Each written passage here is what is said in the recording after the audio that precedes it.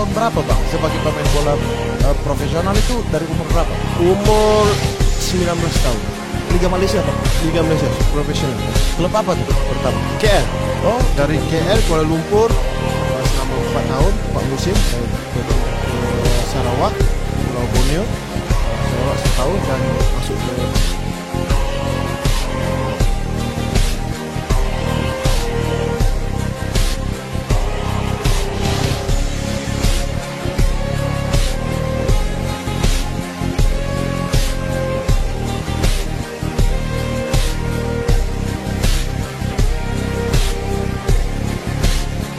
Langsung panaskan mesin, tim pelatih timnas Indonesia pantau para pemain di Liga Belanda pekan ini.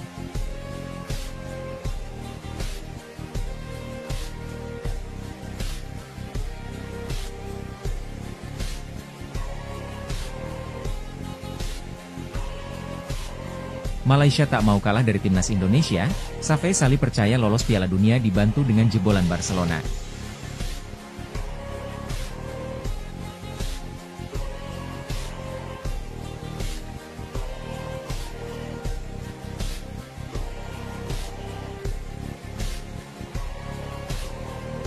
Kalahkan Australia dan Bahrain, ranking FIFA timnas Indonesia naik 15 peringkat.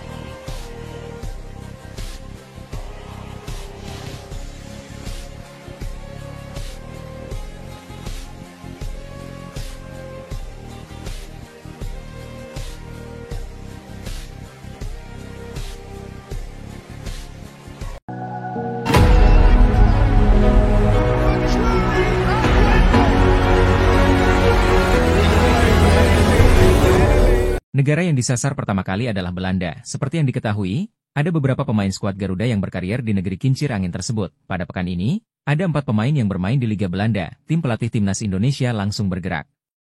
Melalui 2 asisten pelatihnya, yaitu Alex Pastoor dan Denny Lanzaat, mereka memantau jalannya Liga Belanda. Alex Pastoor setidaknya memantau 2 pemain timnas Indonesia pada pekan ini. Kedua nama yang dimaksud adalah Eliano Reijnders dan Tom Haye. Selain itu, di laga ke-100-nya, adik dari Tijani Reijnders tersebut langsung turun sebagai starter saat menghadapi juara bertahan Liga Belanda, PSV Eindhoven. Di luar dugaan, Zwolle yang sebelumnya tak pernah menang sejak Desember lalu menghajar sang juara bertahan 3-1, Sabtu, 18 Januari 2025. Eliano Reijnders tampil impresif pada laga tersebut, meski sempat melakukan blunder di pertengahan babak pertama. Kala itu, ia melakukan tackle pada Ivan Perisic yang membuat PSV Eindhoven mendapatkan hadiah penalti. Alex Pastoor juga memantau Tom Haye kala membela Almere City di Liga Belanda pekan ini. Tom Haye turun sebagai starter saat timnya menghadapi Heracles Almelo. Sayang, pemain 29 tahun tersebut gagal membawa timnya memenangkan laga. Almere City kalah 0-2 atas Heracles dan Tom Haye bermain 89 menit pada laga itu. Sementara Denny Lanzaat memantau performa Ivar Jenner pekan ini. Momen tersebut juga dibagikan di akun sosial media sang pelatih. Kala itu, dirinya tampil untuk Jong FC Utrecht saat menghadapi De Graaf Schaap. Sayang, Jong FC Utrecht harus puas dengan hasil imbang 1-1. Pekerjaan tim pelatih timnas Indonesia bakal berlanjut ke sejumlah titik. Yang pasti, Patrick Kluivert akan langsung memantau jalannya Liga 1 Indonesia mulai awal Februari 2025. Pelatih 48 tahun tersebut bakal memantau laga antara Dewa United versus Persija Jakarta pada 8 Februari 2025.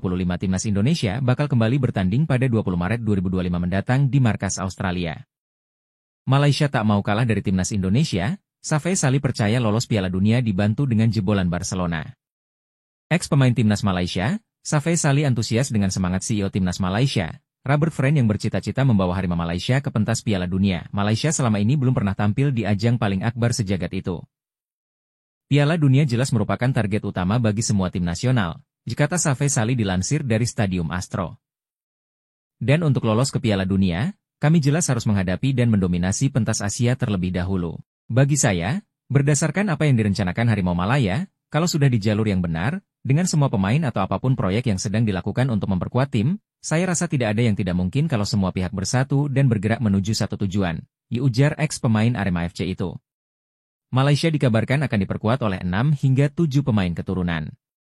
2 pemain yang dikabarkan masuk radar ialah Naim Garcia dan Monchu Rodriguez. Keduanya merupakan jebolan Akademi Barcelona. Safei Salih percaya bahwa kehadiran pemain keturunan bisa membantu timnas Malaysia ke depan. Kalau sudah dengan Barcelona, pasti itu berita menarik, baik. Karena kita tahu bahwa Akademi Barcelona telah melahirkan banyak pemain berkualitas, Jadi itu akan menjadi harapan besar bagi para penggemar, yang berharap dapat membantu Harimau Malaya, kata Safe Sali. Kedua pemain itu dikabarkan memperkuat Malaysia pada putaran ketiga kualifikasi Piala Asia 2027 yang digelar pada Maret mendatang. Di putaran ketiga kualifikasi Piala Asia 2027, Malaysia masuk ke dalam grup F. Malaysia satu grup dengan rival Asia Tenggara Vietnam, Laos, dan tim Asia Selatan Nepal, hanya juara grup yang berhak lolos ke Piala Asia 2027. Agar bisa lolos, Malaysia harus bisa mengatasi ketiga lawan. Timnas Indonesia adalah salah satu dari 18 tim itu. Ke-17 tim lainnya ialah Arab Saudi, Australia, Irak, Iran, Uzbekistan, Qatar, Uni Emirat Arab, Jepang, Korea Selatan, Oman, Palestina, Bahrain, Yordania, Cina, Korea Utara, Kuwait, dan Kirgistan. Kalahkan Australia dan Bahrain, ranking FIFA Timnas Indonesia naik 15 peringkat. Jika mengalahkan Australia dan Bahrain pada Maret 2025, ranking FIFA Timnas Indonesia racikan Patrick Kluivert melonjak tajam. Sesuai jadwal, Timnas Indonesia akan tandang ke markas Australia di matchday 7 Grup C kualifikasi Piala Dunia 2026 Zona Asia pada Kamis, 20 Maret 2025. Kemudian pada Selasa 25 Maret 2025, Timnas Indonesia akan menjamu Bahrain di Stadion Utama Gelora Bung Karno, SUGBK. Jika ukurannya ranking FIFA, sulit bagi Timnas Indonesia menang atas Australia. Di saat Australia menempati peringkat 26 dunia dan Bahrain menduduki posisi 81, Timnas Indonesia terlempar ke urutan 130 dunia. Namun, jika ukurannya kualitas pemain, Timnas Indonesia tidak kalah dari Bahrain dan Australia. Terlebih pada Maret 2025, Timnas Indonesia kemungkinan besar diperkuat dua pemain keturunan tambahan yakni Ula Romeni dan Jairo Riedewald. Jadi, kesempatan Timnas Indonesia menang atas Australia dan Bahrain terbuka lebar. Andai menang, apakah ranking FIFA Timnas Indonesia langsung melonjak? Mengutip dari laman football-ranking.com, kemenangan atas Australia menghasilkan 20,76 poin di ranking FIFA. Sementara jika menang atas Bahrain, Timnas Indonesia meraup 16,6 poin tambahan. Jika ditotal, Timnas Indonesia meraup 37,36 poin tambahan di ranking FIFA Maret 2025 jika menyapu bersih laga kontra Australia dan Bahrain dengan kemenangan.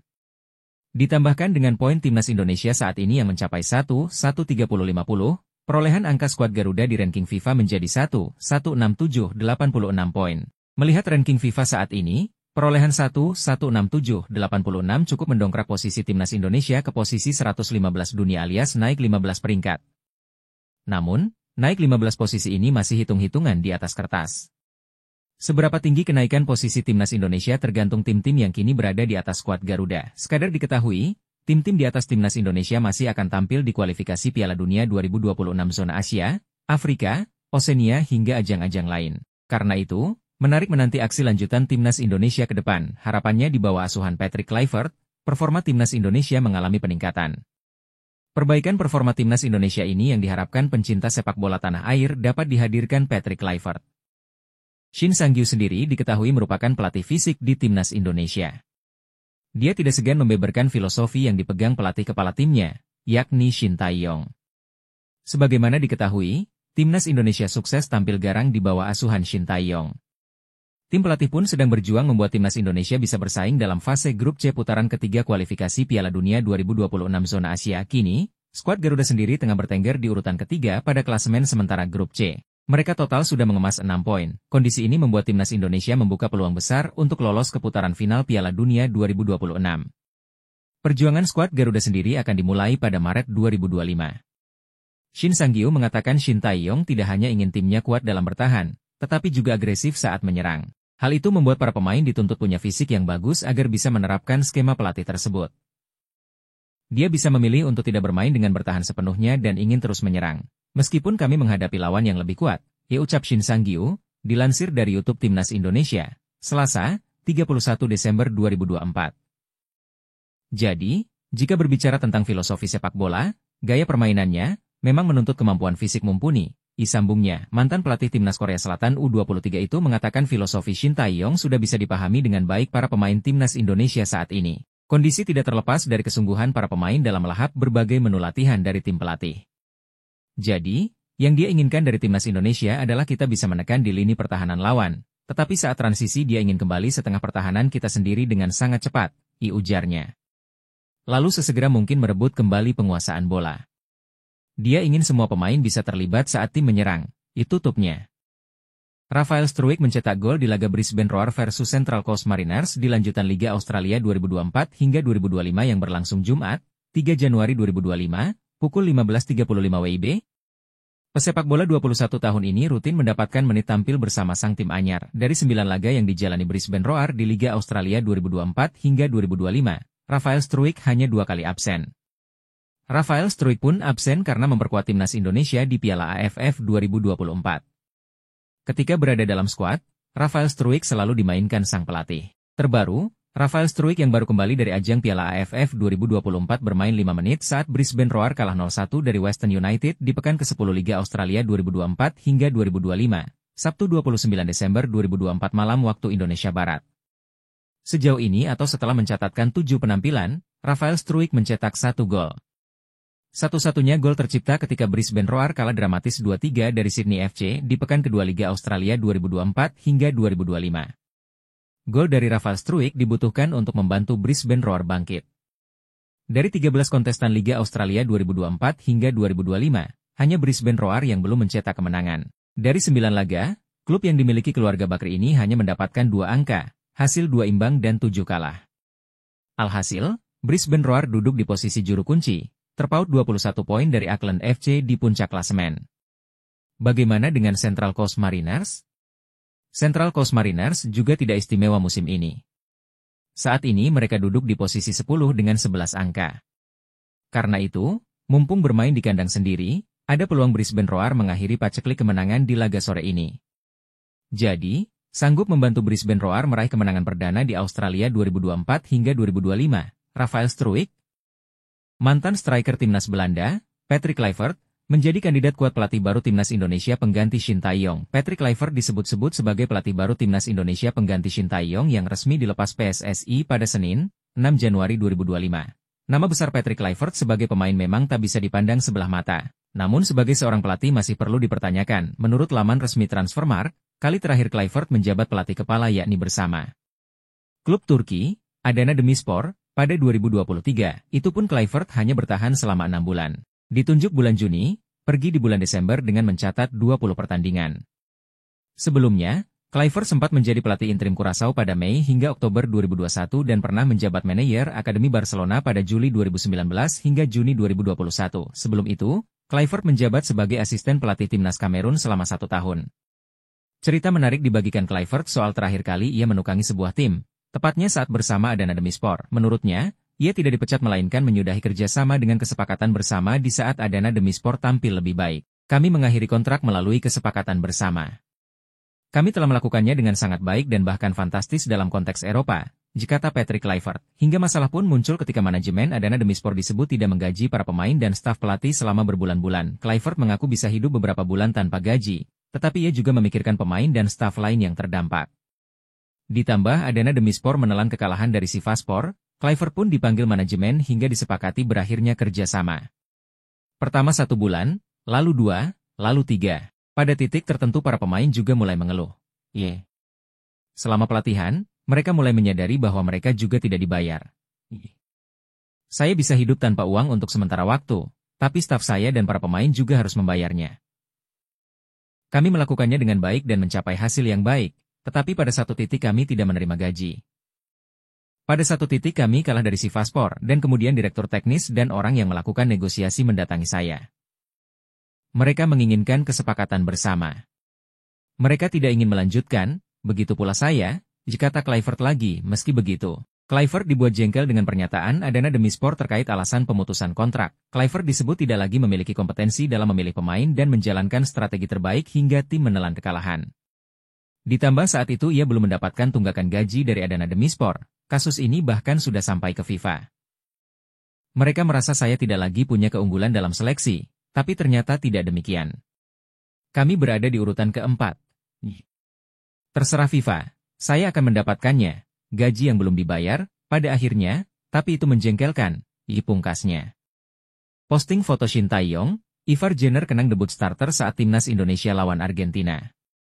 Gelandang FC Utrecht, Ivar Jenner angkat bicara usai Shin Tae-yong terdepak dari kursi pelatih timnas Indonesia. PSSI resmi mengumumkan pemecatan Shin Tae-yong sebagai pelatih timnas Indonesia. Badan tertinggi sepak bola Indonesia tersebut mengumumkannya pada Senin, 6 Januari 2025, di Jakarta. Pengumuman tersebut jelas mengejutkan publik.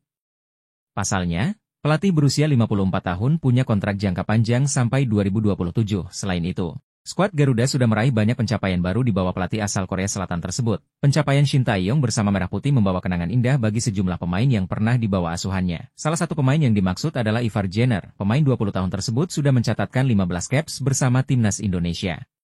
Debut perdananya terjadi pada 14 Juni 2023 saat jumpa Palestina. Namun, dirinya tampil sebagai pemain pengganti pada menit ke-71 menggantikan Ricky Kambuaya. Debutnya sebagai starter terjadi 5 hari kemudian. Momennya terjadi pada laga yang spesial. Pasalnya, skuad Garuda menantang tim nomor 1 dunia, Argentina. Kala itu, skuad Garuda kalah 0-2 dari Argentina. Pemain FC Utrecht tersebut merasa bangga dengan kesempatan debutnya jumpa Argentina. Pasalnya, dirinya debut saat masih berusia 19 tahun. Sebagai anak berusia 19 tahun, ujar Ivar Jenner di akun Instagram pribadinya.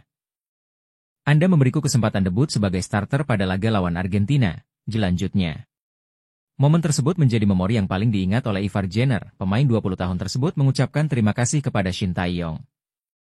Dari momen tersebut, sampai sekarang, saya akan memberi rasa terima kasih untuk segalanya, ujar Jenner. Kami berbagi banyak momen indah bersama-sama yang saya akan selalu ingat. Terima kasih atas kepercayaannya pada saya Coach Shin Tae-yong, ujarnya. Ultras Garuda Indonesia, UGI, telah mengirimkan surat terbuka kepada PSSI terkait pemecatan Shin Tae-yong dari kursi pelatih timnas Indonesia. Dalam surat terbuka itu, UGI memiliki sejumlah poin yang diharapkan bisa diberikan jawaban oleh PSSI, dan salah satunya mengenai penjelasan transparan alasan Shin Tae-yong dicepat. Ya, saat ini sepak bola Indonesia tengah heboh karena PSSI memecat Shin Tae-yong pada Senin 6 Januari 2025 kemarin. Banyak fans Garuda tak terima dengan keputusan itu, termasuk Ultras Garuda Indonesia. Karena itu, UGI pun mengirimkan surat terbuka kepada PSSI. Mereka meminta PSSI memberikan jawaban sebelum 12 Januari 2025, sebuah tanggal penting karena PSSI dikabarkan akan mengumumkan pelatih baru di tanggal tersebut. Dengan hormat, melalui surat ini, kami ingin menyampaikan pandangan dan aspirasi terkait keputusan pemutusan kerjasama dengan pelatih Shin Tae-yong yang baru-baru ini menjadi perhatian publik, bunyi surat terbuka UGI kepada PSSI. Dikutip di Instagram Ultras Garuda, Selasa, 7 Januari 2025. Kami merasa bahwa keputusan tersebut perlu dikaji lebih mendalam, mengingat dampaknya yang signifikan terhadap perkembangan tim nasional dan harapan masyarakat pecinta sepak bola Indonesia, dilanjut pernyataan pihak UGI. Kami berharap surat ini dapat ditanggapi dengan bijak, dan kami menantikan jawaban resmi dari pihak PSSI mengenai alasan dan pertimbangan di balik keputusan tersebut, ditambah mereka. Demikian pengantar ini kami sampaikan dengan harapan adanya dialog yang terbuka demi kemajuan sepak bola Indonesia. Terima kasih atas perhatian dan kerjasama yang diberikan, imbuh pihak UGI. Selain meminta kejelasan, poin menarik dari surat terbuka itu adalah UGI siap mengkritik keras dengan objektif pelatih baru timnas Indonesia nanti. Mereka juga mau dalam kontrak pelatih baru nanti, memiliki target yang pasti. Arah dan target yang jelas harus tertera di kontrak pelatih baru. Pelatih baru harus membawa perubahan dan harapan baru. Kami akan mengkritik paling keras dengan objektif jika pelatih baru tidak memuaskan, tutup pihak Ultras Garuda Indonesia.